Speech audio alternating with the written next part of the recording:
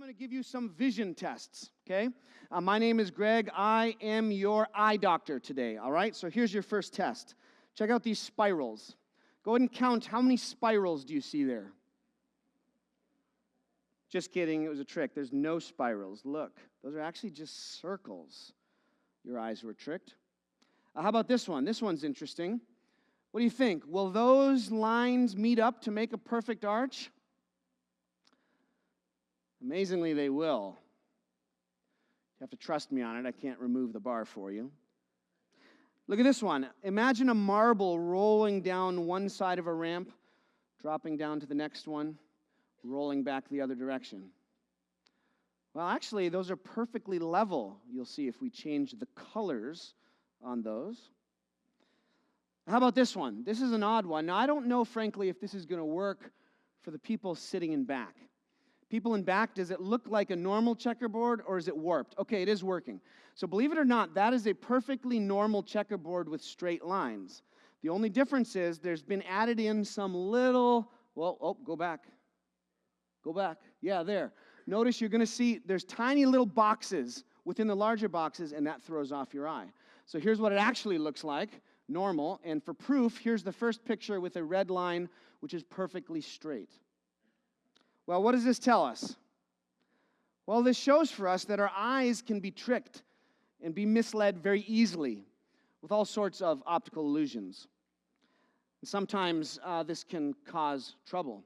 So back when I was a teenager, I was spending the night at a friend's house. Middle of the night, I went upstairs to get something from the fridge or something, and I was coming back down. All the lights were off in the house. We were going back down to the basement where we were having a LAN party.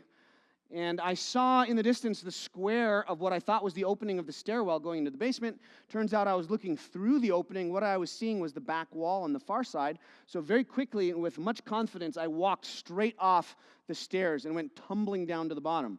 Thankfully, I was okay. That could have been very disastrous. But tricks of the eye can have very bad consequences. A number of years ago, I watched a documentary about the sinking of the Titanic. And one strong theory of what happened that night was because of atmospheric conditions, there was a kind of thermal inversion, which basically made a kind of mirror image obscuration of the horizon level that would have kept the lookouts from seeing the iceberg until they were right upon it. So tricks of the eye can have devastating consequences. Now, of course, being misled, a deception, this can extend to areas way broader than just visual perception. And so this idea of not being able to see, of being blind, this can be a useful symbol to think about all kinds of different ways we can be tricked, misled, or be ignorant. In today's story in John chapter 9, we're going to see Jesus healing a man who was blind. But this story is going to serve not only as a tale of an event that really happened, but it's also going to act as a kind of parable. Because we see this story playing out in two layers. There's a story of this guy who literally gets healed and can see again. But also this story plays with the themes of spiritual blindness, spiritual sight, right perception, and wrong perception. And just like physical eye tricks can have physical serious consequences, so too if our spiritual eyes get off and we suffer spiritual deception, this too can have devastating consequences. So how can you and I avoid spiritual blindness? Today we're going to look at the whole of John chapter 9, one of the most finely crafted stories we will come across in this gospel. And today we'll see this story come together in 5 different scenes. So grab your outline if you have one in the bulletin, or you can go to our church app and look at the digital version that is there. So here's the first scene of this story, okay? We'll call this the light of the world for one man in darkness. This is John 9, verse 1. As he, Jesus, went along, he saw a man blind from birth. His disciples asked him, "Rabbi, who sinned, this man or his parents, that he was born blind?" What do you think about that? A lot of times, Jesus' disciples don't come off looking so great. Here's one of their examples. Do they show any concern for this guy? Nope. Any compassion? No, they're just interested in him as sort of a topic of discussion. And notice, what is their assumption? What are they assuming? Yeah.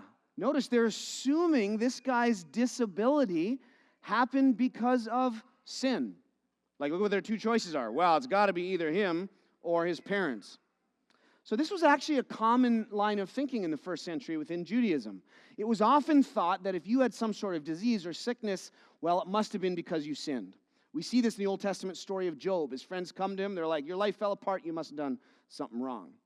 And so there was this connection in first century Jewish thinking between being sick and having sinned and being healed and being forgiven. So this is one of the reasons it was so powerful as Jesus went about in his ministry of healing. As he was healing people, restoring people physically, this also stood as symbolizing their forgiveness, their restoration to the people of God.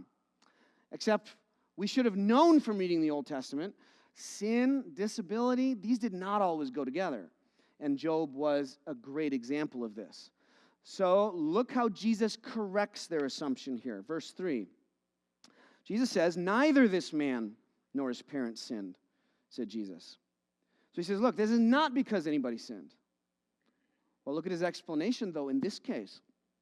But this happened so that the works of God might be displayed in him. That is very interesting. That shows us and reminds us that everything that happens to us isn't necessarily just about us. What had been allowed to happen to this guy, God had allowed to achieve certain purposes and for certain reasons.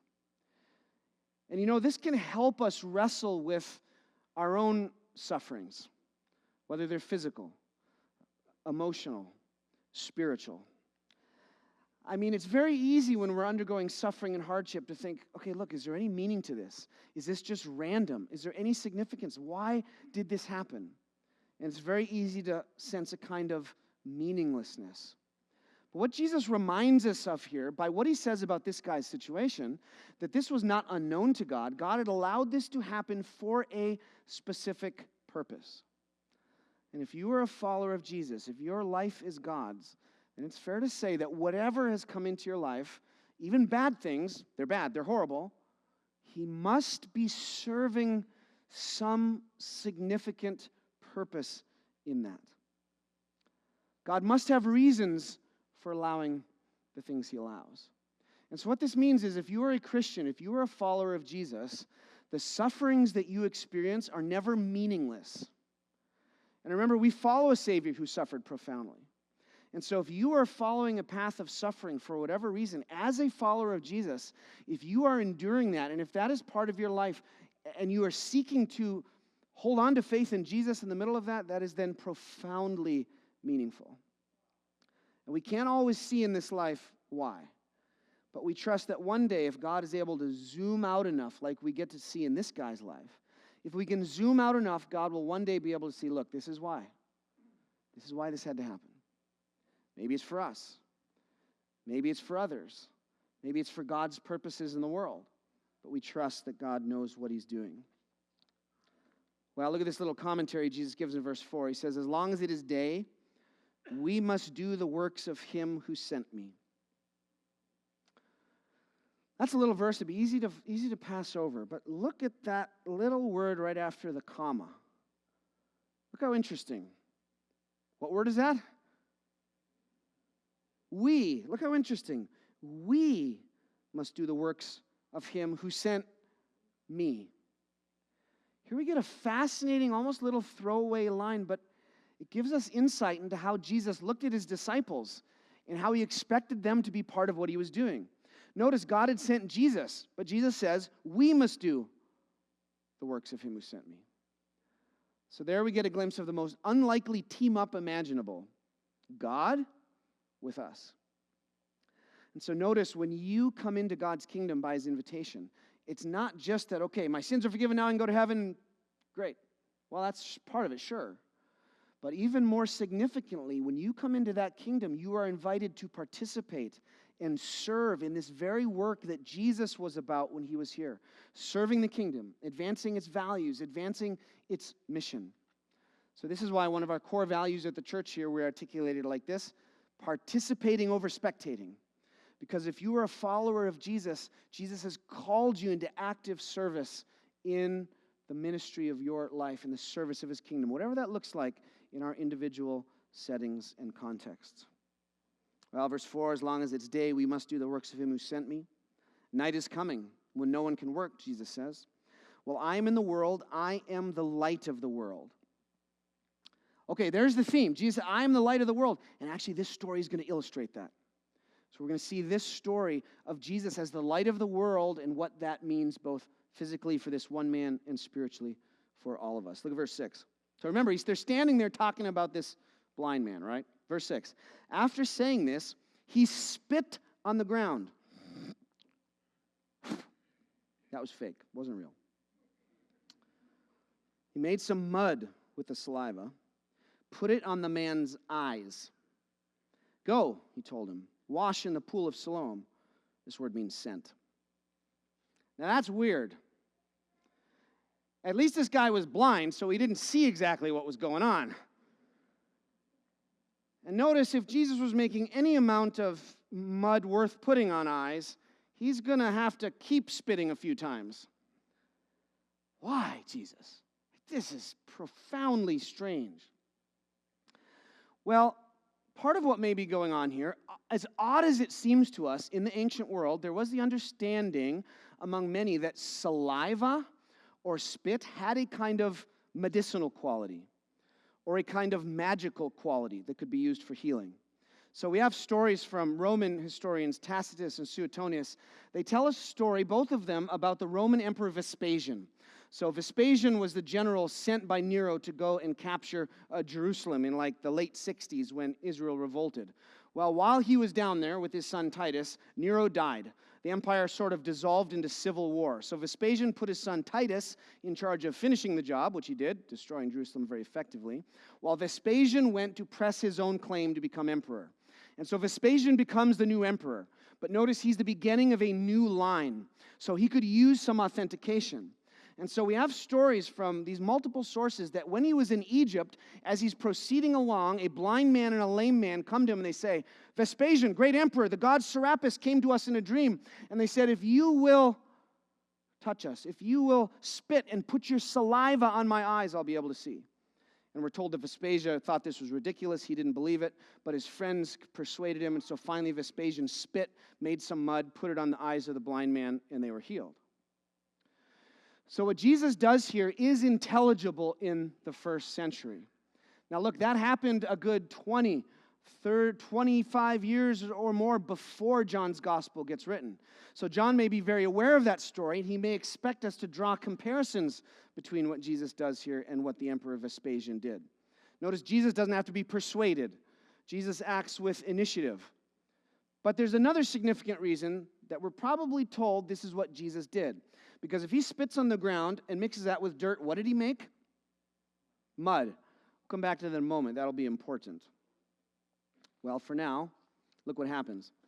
The man went away and washed and came home seeing. So the guy's healed. And notice this is not someone who became blind during life. This is a guy who was born blind. So he was blind his entire life. So we should probably see that as an even more dramatic healing than if someone that, got a stick in the eye in midlife and Jesus healed him, as good as that still is. This is an extreme example of remarkable healing. One story of some healing of vision in our circles around here. A few years ago, we had a combined worship service. I've mentioned this before. We had a combined worship service called Worship in the Pines. This happens a few times a year around here. So this particular week, it was at the Evangelical Free Church. And after the fact, I heard about this story, and I actually finally tracked down the guy's phone number, and I called him this week, and I got it firsthand from the guy himself. His name's Tom Cook. So he had met one of our guys, Ken Soring, down at an eye clinic down in Minneapolis. And this guy, Tom Cook, came up here to work on Habitat for Humanity houses. So Ken, one of our guys, told him, hey, when you're up there, there's going to be this Worship in the Pine service. You should go. And so Tom Cook, when he's up here, he comes to this worship service. And notice, where did they meet? An eye clinic. And so Tom Cook has had long-running eye problems. And so he comes to this worship service, and he told me, he said, I just felt there was something different going on that night. I could just feel something was different. I could feel the presence of the Lord. And as he was in there, he said there's just something different about the music. And while he was in the worship service, he experienced a healing in his eye problem, just spontaneously. No one was praying for healing. No one was thinking about it. But he said, my vision immediately got clear. Much of the pain I was dealing with went away. And he said, I will never forget that night as long as I live. Now he says, look, it doesn't mean I don't have eye problems still. He says, I still go to the clinic about every other week. I've still got problems. But that night was a dramatic help and improvement with what he'd been dealing with at the time, and he credits the Lord with it. Okay, that's awesome. But notice how much more awesome it is what Jesus does in this story, taking a guy who's never been able to see, lived with this his whole life, and through this bizarre, go wash, the guy's healed. Well, this is intended to impress us, and it should. Well, here's scene 2. The man's neighbors question what happened. Verse 8, his neighbors and those who had formerly seen him begging asked, isn't this the same man who used to sit and beg? Some claimed that he was. Others said, nah, he only looks like him. But he himself insisted, I am the man. How then were your eyes opened? They asked. He replied, the man they called Jesus made some mud and put it on my eyes. He told me to go to Siloam and wash. So I went and washed, and then I could see. Where is this man? They asked him. I don't know, he said. Now this guy is going to go on to become a really cool character in this story, this blind man. In fact, there seem to be deliberate parallels that John draws in this story in chapter 9 with this blind man, with a story back in chapter 5 of a guy who is lame that Jesus healed. So if you look in the back of your outline or scroll down on your phone, you'll notice I've given you a chart. There's tons of similarities to compare and contrast in this story. And so as we'll see the story play out, the way this chiefly seems to function is, in chapter 5, that guy who is lame who is healed, he serves as a bad example of following Jesus, the bad way to respond to him. He doesn't go on to follow Jesus. He ends up betraying Jesus. This stands in contrast to what we're going to see from this awesome guy in chapter 9. And you can see that as it plays out. And one of the cool, admirable qualities of this guy in chapter 9 is humility. Notice, where is this guy? I don't know, he said. Several times in the story, the blind man's going to say, I don't know. And this is going to stand in contrast with who we'll see soon, the Pharisees, who come in and they're convinced that they know exactly what is going on. So we see a sort of pride and overconfidence on one hand, and we see an admirable humility on the part of this blind man. And it turns out that humility is a close synonym for faith. Because trusting in God, depending on Him, necessarily goes hand in hand with admitting our own helplessness and our own need. Well, look at scene 3 of this story. The Pharisees investigate the healing. Well, they brought to the Pharisees the man who had been blind. Now, Pharisees were the most popular and successful sort of group of religious leaders, most admired by the general populace. So it makes sense. They want some spiritual assessment that people do about what's going on here. So they go to the people best equipped to give them the answers, they think. Now, verse 14. Now, the day on which Jesus had made the mud and opened the man's eyes was a Sabbath. Therefore, the Pharisees also asked him how he received his sight. He put mud on my eyes, the man replied, and I washed, and now I see. Some of the Pharisees said, this man is not from God, for he does not keep the Sabbath. Okay, the Sabbath was Saturday, and God had commanded that Israel was supposed to rest and not work on Saturday. Okay, well, if you're told not to work, what is the immediate follow-up question you need to have answered? Well, what counts as work?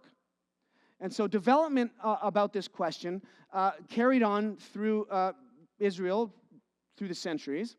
And by the time we get to our story today, the Pharisees, the group of the Pharisees, they had developed an elaborate set of oral laws to help them think through such situations. These laws get written down in what we call the Mishnah in about the year 180 or so. So this is the written down oral law of the Pharisees, essentially. So look at one section of the Mishnah, preserving for us some of the guidelines of the Pharisaic rules of what counted as work. Look here. The generative categories of acts of labor prohibited on the Sabbath are 40 less 1. He who sows, plows, reaps, binds sheaves, threshes, winnows, selects fit from unfit produce or crops, grinds, sifts. And look at number 10. Needs, with a K. like kneading bread. Well, the other activity that would fall under this would be like making pottery. And what do you make pottery out of? Mud. So it seems that Jesus had broken the rules on the Sabbath in two ways. First of all, he had healed this guy. Giving medicine and healing was considered work. And you weren't supposed to do that on the Sabbath unless it was life-threatening. Was this guy's blindness life-threatening? Nope, he'd lived this way his whole life. So the Pharisees would say that was wrong. That was breaking God's law. And on top of that, the way Jesus did it was spitting in the dirt, and he made some mud. Well, guess what? Making mud is work. So twice in their estimation, Jesus would have broken the Sabbath. Some of the Pharisees said, this man's not from God, for he does not keep the Sabbath. But others asked, how can a sinner perform such signs? So they were divided. Then they turned again to the blind man. What do you have to say about him? It was your eyes he opened. The man replied, he's a prophet.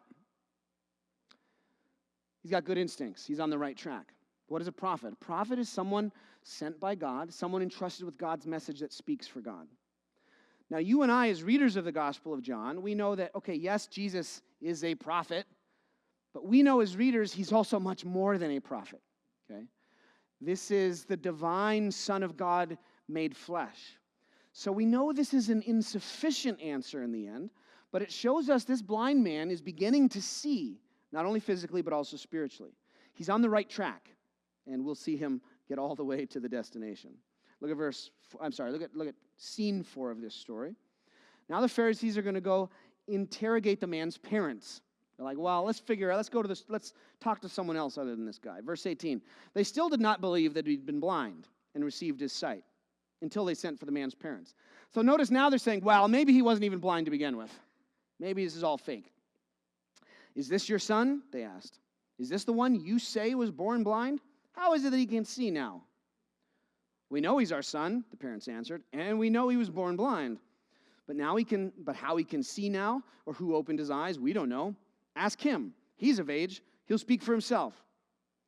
His parents said this because they were afraid of the Jewish leaders, who had already decided that anyone who acknowledged that Jesus was the Messiah would be put out of the synagogue. That was why his parents said, he's of age. Ask him. Now, the fact that these parents had allowed their son to live as a beggar implied that those parents must have been quite poor. And so if they were faced with the prospect of being excluded from the synagogues were like little mini churches. It was a center of Jewish social and religious life. And for those parents facing the prospect, wait a minute, if we run afoul of the Pharisees here, we could be put out of the synagogue. This would separate them from all sorts of religious and social support. So they don't want anything to do with this. They say, no, you ask him. We're not getting involved in this. Now, it's a little surprising to us to see here that already the Jewish leaders in Jerusalem had said anyone who believes Jesus is Messiah will be kicked out of the synagogue. This does happen later in the first century. By the time the late first century rolls around, mainstream Judaism became aware enough of their people that were believing in Jesus that measures were taken to exclude Jewish believers in Jesus from the synagogue. Late in the first century, there was actually an adaptation made to one of the traditional prayers said in the synagogue. A line in the traditional prayer went like this: let all wickedness perish, as in a moment. This prayer was reworded, again in the late first century, so it said this: let Nazarenes and heretics perish as in a moment. Well, a Nazarene is a follower of Jesus of Nazareth. So this line of the prayer was added in the synagogue so they could look around and see if there's any of our fellow Jews in here who believe in Jesus. They will not say this part of the prayer. Thus, they will reveal themselves and they can be kicked out of the synagogue. And by the way, by the time John's gospel is written, he's writing probably in part to Jewish Christians who are facing this threat. So some skeptical historians will say, this is just fiction. John is just making this up. This really wasn't going on all the way back then. But I think that's too extreme. This was probably not a global rule and a law being applied to all Jewish synagogues everywhere, but there's no reason not to think that locally in certain areas, enough of the Jewish leaders were cluing into what was going on here that a prescription like this would have been in place. And so these parents are intimidated by the threat of being involved with this. They want nothing to do with Jesus. They do not want to be kicked out of the synagogue, so they throw it right back to the son and say, you ask him, this is not our business. Scene 5. The Pharisees reject the man for his loyalty to Jesus. Verse 24. A second time, they summoned the man who had been blind. Give glory to God by telling the truth, they said. That's a loaded way to say, you got to tell us what's really going on here. They must be like, okay, there's something we're missing here. There's some piece of this that's not understanding, because it looks like this guy's a Sabbath breaker, but how could he do this healing? Maybe he wasn't really blind, so they're still trying to get the right perspective on this situation. Well, speaking of perspective, look at this painting. This is a painting, believe it or not, from almost 500 years ago. All right? Okay, that's cool. What's that weird shape at the bottom? It's hard to see. Turns out this painting was commissioned to be put in a very specific place, on a wall next to a stairwell. And if you happen to be walking down the stairs, you would look at that picture from a different angle. And look at what you see if you look at it from that extreme angle. Go to the next slide. Here's the camera beginning to move to the side. One more slide. This will show us how you would be looking at it as you went down the stairs. What do you see? A skull. This is what's called a memento mori, a reminder of death. Don't forget that you will die. And so whoever commissioned this painting, or maybe the artist himself, cleverly distorted that skull, so only if you looked at it from the right perspective would you see what was really going on. Well, here the Pharisees are presented with something that looks like it doesn't make sense. And they're grappling to get the right perspective, to look at this in the right way. And in fact, this is a loaded event. This healing that Jesus performed has all kinds of spiritual and religious significances. But because they will not look at it the right way, they are going to miss out on the great significance of what we have here. They're not going to see properly what's going on. Look at their next line, the Pharisees. We know this man is a sinner. They're very confident. And look at his line, verse 25. He replied, whether he's a sinner or not, I don't know. One thing I do know, I was blind, but now I see. That's a great line. He says, look, I don't know the ins and outs of this guy. I don't know all the theological questions about who exactly he is or what's going on, but I can tell you the one thing I do know is, yesterday I was blind. Now I can see. And so sometimes we find ourselves in those situations. Sometimes we don't have all the answers, but sometimes God has worked so clearly in our lives, we can say, you know what, God did this. And I don't know what's going on there, but I know he did this for me. And that gentleman I talked to on the phone, Tom Cook, he'll always remember that day. So, you know what? I remember what God did. He intervened and just helped me. I wasn't even asking for it. And he reached down and helped me that day. Verse 26. Then the Pharisees asked him, what did he do to you? How did he open your eyes? He answered, I've already told you, and you did not listen. Why? Do you want to hear it again? Do you want to become his disciples too? He gets downright sassy. Like he's mouthing off at these Pharisees. Like his parents are wholeheartedly intimidated and back off. He doesn't care. Maybe he's got nothing to lose, Mr. Beggar. Right? What, do you want to become his disciples too? Look at the key last word he says there. What's the last word he says in that line? Do you want to become his disciples too? What is that too indicating? Notice it's indicating he's already grouping himself as a follower of Jesus. There's already been a commitment there. He said, wait, look what this guy did for me. I'm on team Jesus now. So unlike the lame guy who gets healed in chapter 5, we see this guy in chapter 9 showing immediately a strong loyalty to Jesus. Verse 28. Then they hurled insults at him and said, you are this fellow's disciple. We are disciples of Moses. We know that God spoke to Moses, but as for this fellow, we don't even know where he comes from. The man answered, now that is remarkable. You don't know where he comes from, yet he opened my eyes.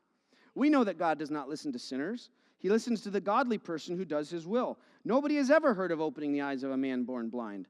If this man were not from God, he could do nothing. To this they replied, you were steeped in sin at birth. How dare you lecture us? And they threw him out. So he experiences what his parents were afraid of. He gets utterly rejected, thrown out of the synagogue. Notice the irony. The guy who started off physically blind experienced physical sight, and over the course of this story has come to experience spiritual sight and understand what's going on.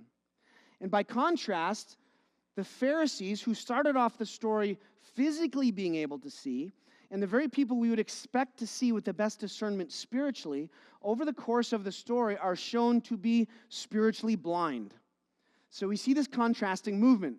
The blind guy goes to being sighted, and the Pharisees who could see are shown to be actually spiritually blind. Look at scene 6 of this story. Jesus grants spiritual sight and judges the blind. Verse 35, Jesus heard that they had thrown him out. And when he found him, he said, "Do you believe in the Son of Man?" "Who is he, sir?" the man asked. "Tell me so I may believe in him." Look at that. He doesn't care. He's not bothered. Whatever Jesus tells him to do, he's going to do. He's like, "Son of Man, sign me up. I'll believe in him. Don't even know what that means, but I'll do it." So again, we see his loyalty to Jesus is far stronger, actually, than his knowledge about Jesus. Son of Man. Well, this was Jesus' favorite title for himself. It's a mysterious title. Actually, Son of Man just means a human being. But it's an allusion to a vision back in Daniel 7, where Daniel has a vision of these beasts coming out of the sea representing empires. And then he says, "I saw one like a son of man who's taken to the throne of God," meaning a human being. But this human being is seated on a throne with God and receives worship and adoration. So it's a mysterious vision of this exalted figure. Well, Jesus takes this image, takes it for himself, says, "Son of Man." So this is acknowledging not only Jesus' humanity, but because of this allusion to Daniel 7, Son of Man is also a claim to be this kind of transcendent figure who receives worship alongside God the Father. Verse 37, Jesus said, "You have now," what? "Seen him. In fact, he is the one speaking with you now." And the man said, "Lord, I believe." And he worshiped him. Now in Greek and in first century culture, the word Lord can also just mean sir. And the word worship can also just mean like to kneel down and to honor someone. However, given the context of this story, and given John's gospel and how it communicates to us clearly, the reader, Jesus' exalted divine status, clearly we should understand these words in their most significant sense. Lord. Okay, he's acknowledging Jesus' lordship, his role as the king of God's kingdom, as divine. And notice, he worshiped him. Here is Jesus receiving worship. Now you're supposed to worship only who? God. But it is appropriate to worship Jesus alongside God the Father because mysteriously he is part of the identity of the one true God of Israel. This is the Son of God made flesh. So we see this blind man very quickly comes to complete discipleship, complete commitment to Jesus. Lord, worship, believe, stand up for Jesus, not afraid of being thrown out of the synagogue, immediate loyalty. And as such, he is a commendable figure for us. And we have a final parting shot from Jesus here, starting in verse 39. Jesus said, "For judgment I have come into this world, so that the blind will see, and those who see will become blind." Some Pharisees who were with him heard him say this and asked, "What, are we blind too?" Jesus said, "If you were blind, you would not be guilty of sin. But now that you claim you can see, your guilt remains." So Jesus often talks this way. He will portray a kind of reversal. He'll say things like, "Many who are last will become first," right? Here he says, "The blind will see, those who see will become blind." I think what he's particularly targeting here is the pride. The pride that says, "I got it all figured out. I know what's going on. I can handle this on my own," versus the humility that says, "Look, I have a desperate need for God. I have a desperate need for him to show me what is going on. So here we see where pride and humility got different groups of people different destinations. This painting's from about 100 years ago. It's a woman putting on makeup. It's called All Is Vanity. Squint your eyes and look at it. What do you see? A skull. Just a beautiful illustration warning us of the danger spiritually of pride, of vanity. This is what the Pharisees experience here. Their pride kept them from seeing and embracing Jesus. Now look at that line again. If you were blind, you would not be guilty of sin. If you were blind, you would not be guilty of sin. Now this is not what this story is about, but this story may be giving us a little hint about part of the way God might handle people who have never had the opportunity to hear about Jesus. Right? Because we say, look, you've got to believe in Jesus, his death on the cross for sins, his resurrection. That's the good news of the gospel. This is the only way to be saved and to have salvation. Yes? Right, absolutely. However, you realize there's entire people groups that have lived and died out completely, and the message of Jesus never even got to them. So we do have this troubling question of how is God going to deal with people who never had the opportunity to hear the good news of Jesus? Some people say, well, they're all going to go to hell. Well, maybe. The fact is, we're never exactly, specifically, clearly told how God is going to deal with people in that situation. But I think what we can know for sure is that God is going to do what is absolutely right, just, compassionate, and merciful. And it could be that something like what we see in that line here, if you were blind, you would not be guilty of sin, will also be in play. Surely God is going to take into consideration what level of knowledge did these people have about God? What level of light had they received? Now, it's true, God's law is written on our hearts, and that we have an innate sense of what's right and wrong, and that knowledge is enough to condemn all of us, true. But surely God will also take into account this issue. And this can help us, encourage us, that however God deals with people in that situation, it will be right and it will be just, and you and I on that day will be able to say, yep, I see. What you did there was totally right, just, merciful, and appropriate. So anyway, that's our story today. A beautiful story of this guy whose life had just been tragedy. And remember, if you're blind in the first century, again, the suspicion is it's because you did something wrong. You're a sinner. Or like the disciples were thinking, or your parents. So this guy had experienced a life of rejection, abuse, ostracism, living as a beggar. It's a precarious way to live. But Jesus tells the disciples this happened so that God's glory might be revealed. Jesus comes to him, transforms his life, and this guy immediately grows in spiritual insight and allegiance to Jesus, so he ends up being an exemplary model for all of us about discipleship, commitment, and loyalty to the Lord. So what's the bottom line of this story? What would John expect us to see? Let's put it like this. Seek spiritual sight in Jesus. Seek spiritual sight in Jesus. As much as that blind man needed his physical blindness taken care of, far more serious, with far longer lasting consequences, with his necessity of spiritual sight. You have seen him, Jesus tells the man. Well, 3 suggestions for this. How? First, by humbly recognizing your innate blindness. The reality is, every one of us as human beings, we have brokenness. We have a natural ignorance that separates us from God. We have an inclination to turn away from the things of God. We are easily deceived, easily misled. And so we need to stand before God and say, God, yes, this is my situation. I need you. I am blind in who I am just as a human. Grant me insight and guidance. Second, by accepting the spiritual truth that Jesus offers. He is the light of the world, he tells us at the beginning of this story. And light stands not only for goodness against evil, but also for truth and knowledge against ignorance and deception. We need to accept the truth that Jesus gives because he is uniquely qualified to speak God's truth, because he is the Son of God come to earth, the perfect revelation and spokesman for God, And this is proved or demonstrated or evidenced to us in his resurrection from the dead.